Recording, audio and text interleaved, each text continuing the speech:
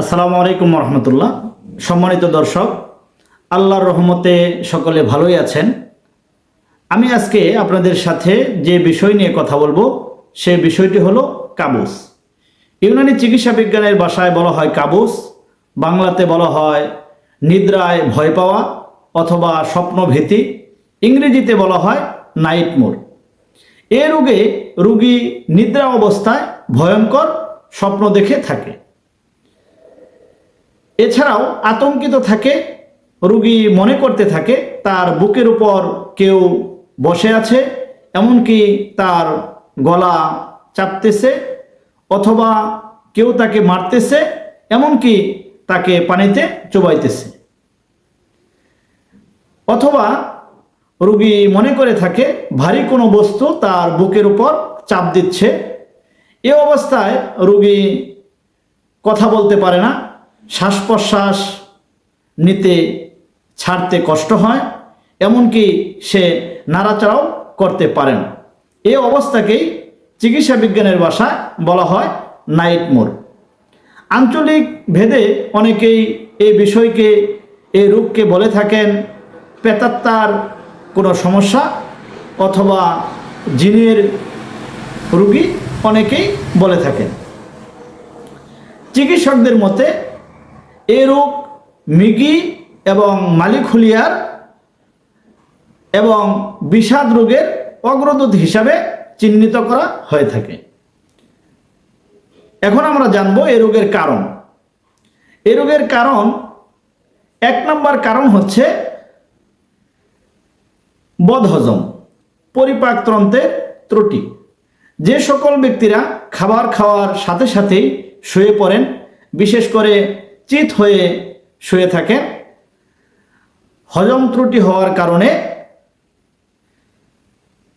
পেশিসমূহ ব্যথিত হয় এবং পেশিসমূহতে খিঁচুনি হয়ে তখন এই অবস্থার সৃষ্টি হয়ে থাকে। যে সকল ব্যক্তিরা নাইটমেয়ার সমস্যায় ভুগতেছেন তাদের জন্য আজকে আমি কয়েকটি টিপস বলবো, যদি ফলো করতে পারেন ইনশাল্লাহ অবশ্যই আল্লাহর রহমতে সুস্থ হয়ে যাবেন। এক, যাদের কৃমির সমস্যা রয়েছে তারা কৃমির ওষুধ নিয়মিত সেবন করবেন। দুই, যাদের কনস্টিপেশন রয়েছে তারা কনস্টিপেশন দূর করার জন্য ইসবগুলের বসি, তুকমা দানা, এই সকল খাবার নিয়মিত খাবেন।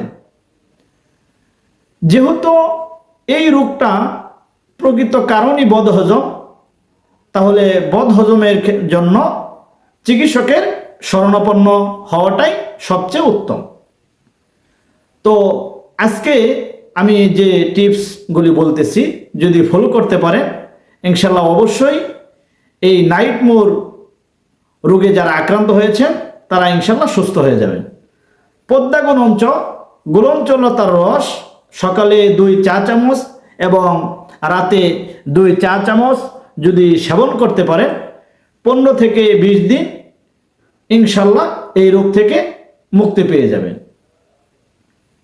কাবুস এবং নাইটমেয়ার, স্বপ্নভীতি, নিদ্রায় ভয় পাওয়া আরও অনেক কারণে হতে পারে, যেমন অতিরিক্ত চিন্তা টেনশনের কারণেও হতে পারে, অতিরিক্ত পরিশ্রমের কারণেও হতে পারে, এমনকি বাচ্চাদের যখন দাঁত ওঠে তখন এই সমস্যা হয়ে থাকে।